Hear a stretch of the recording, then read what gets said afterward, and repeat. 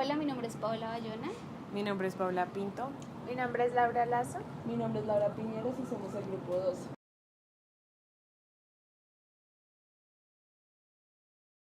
Bueno, hoy vamos a hablar sobre las conclusiones que nos dejó el curso de arquetipos. Bueno, el objetivo principal del curso era hacernos cuestionar o replantearnos la idea que nosotros habíamos concebido, que era el origen de la arquitectura. Para esto se nos dan dos figuras arquetípicas. Arquetipo, patrón o prototipo ejemplar del cual se derivan otros objetos o sucesos. Que son la torre y el laberinto. Torre y laberinto, arquetipos del ritual. La torre representa el sacrificio y el laberinto la danza. Y vemos cómo estas se van desarrollando implícitamente a través de los contenidos de la materia. Principalmente nosotros llegamos al curso como con una idea de origen de arquitectura un poco diferente a lo que fue el final, debido a que gracias como a la experiencia que hemos tenido como de vivir en la ciudad, de el estigmatismo de arquitectura que existe, pensábamos diversas cosas. Una de ellas era que el origen de la arquitectura era algo que consideramos completamente arquitectónico, como una vivienda, como una choza, como una cueva. Otra de las cosas que pensábamos es que la arquitectura nació en el sentido en que el humano buscaba la protección, siempre de estar como cuidándose del agua, del sol, del aire, pero pues, ¿quién dice que al humano le molestaba eso? Entonces, al momento de iniciar el curso, Fabio, nuestro profesor, nos pidió que realizáramos dos dibujos. Dibujo, acto de apertura que abstrae las cosas del mundo y las separa del ser humano. Crea la instauración del tiempo, pasado, presente y futuro.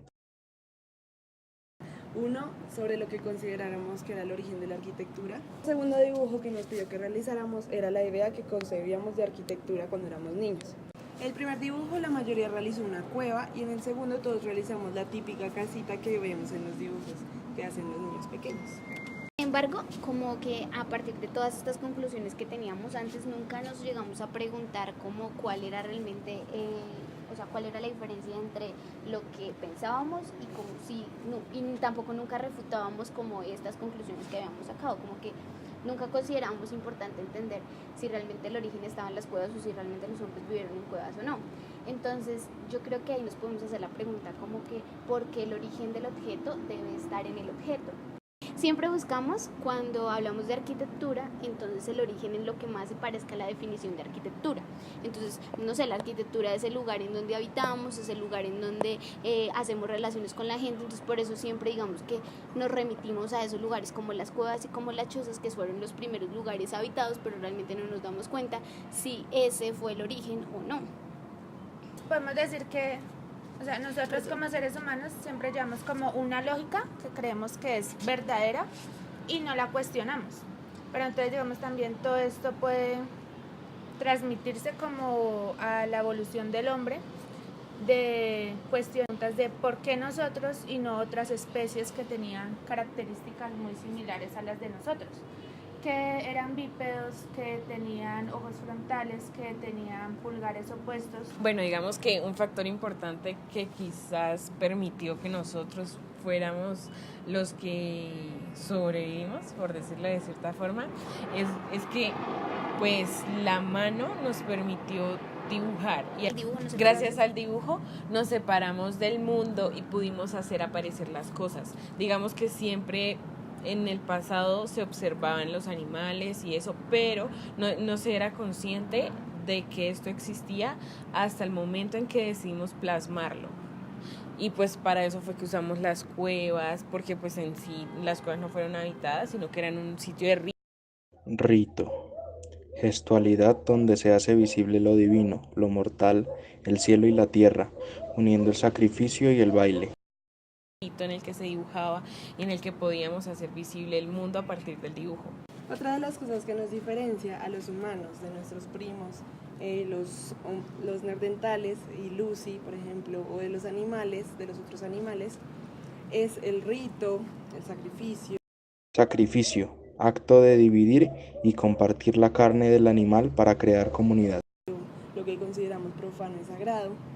Y en esto sí me parece que es importante recalcar que la mayoría de nosotros, las personas que vivimos en ciudad, solemos como juzgar o tener un estigma o un arquetipo sobre los indígenas y sobre estos rituales que a veces nos parecen absurdos. Por ejemplo, ¿por qué sacrificar personas para realizar acciones que nosotros hacemos a diario y ese tipo de cosas? Pero no nos damos cuenta que esto fue lo que nos diferenció de los otros animales, el hecho de pensar y diferenciar las cosas. Uno de esos ritos de los que estaba hablando son los ritos fundacionales, que tienen que ver con todo ese proceso y todos esos danzas, sacrificios y acciones que se realizaban para fundar la ciudad. Otra de los ritos es que se tenía que establecer un cardus decumanus en la ciudad. Las calles importantes estaban ubicadas de norte a sur y de oriente a occidente. Otro rito era la construcción de murallas que definían lo que era lo profano y lo sagrado, dejando afuera todo lo que no concebían que era bueno para ellos.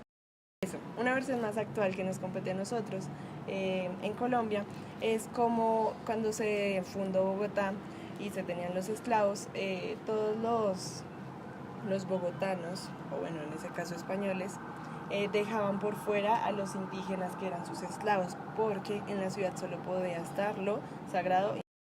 Sagrado, constitución espacial, templo y temporal, fiesta, donde se lleva a cabo el rito. Y no lo profano. Profano, todo lo que está frente al templo y fuera del límite. Otro factor importante que deberíamos tener en cuenta es cómo se contaba la historia de la humanidad, o cómo se contaba cómo era la trascendencia de la cultura a lo largo del tiempo. Y digamos que la arquitectura fue un factor fundamental para contar, o sea, era como una escritura o hablaba un lenguaje diferente de cómo se debía hablar de la cultura, o de cómo se debía hablar de cómo iba evolucionando el hombre. Entonces se podía ver cómo ¿se acuerdan cuando hablaban en las lecturas de lo griego? Entonces cómo lo griego representaba algo sagrado por sus templos. Como al ir contando esta historia de la humanidad, también se podía ver cómo la arquitectura hablaba por sí sola, como digamos era un lenguaje que se iba estableciendo como en sus técnicas constructivas, en los materiales que se utilizaba. Todo ese lenguaje hablaba sobre la cultura que había en ese momento. En ese sentido, todos los temas de los que hemos estado hablando están muy relacionados entre sí. Entonces, digamos, por ejemplo, todo lo que hablamos de ritos está, digamos, relacionado con el hecho de las figuras arquetípicas que nos presentaron a lo largo del semestre, que eran la torre y el laberinto, como el rito representaba el baile y el baile a su vez representaba el laberinto, la forma en la que la gente bailaba. Y la torre representaba el sacrificio que se hacía, el sacrificio del animal atado a un poste, y cómo ese se representaba en las ciudades. Digamos que de cierta forma el origen de la arquitectura está conectado con todo lo que hemos visto. Todo empieza en el dibujo, en el momento en que el hombre se sale para poder plasmar lo que ve, que está de cierta forma relacionado con el rito, y del rito sale la ciudad y sale la comunidad, y pues también la arquitectura. Una cosa que me gustaría añadir es que el origen de la arquitectura es algo completamente universal, porque a diferencia de lo que pensábamos antiguamente, que la arquitectura es una cabaña, una choza, una cueva, todas las culturas en el mundo cuentan con ritos, con sacrificios, con pensar qué es lo profano y qué es lo sagrado. Entonces no es pensar que, porque es que no en todo el mundo hubo cabañas, o no en todo el mundo encontramos cuevas, pero todo el mundo sí entendió y creó ciertos aspectos que hemos mencionado durante todo el video, que crean lo que es arquitectura. Sí, como esa diferencia entre el cielo, la tierra, lo Todas divino, lo terrenal. Que responden al pensamiento del Homo sapiens. Bueno, entonces en conclusión podemos decir que el origen de la arquitectura no está en el objeto, sino en lo que nos hace diferentes como Homo sapiens.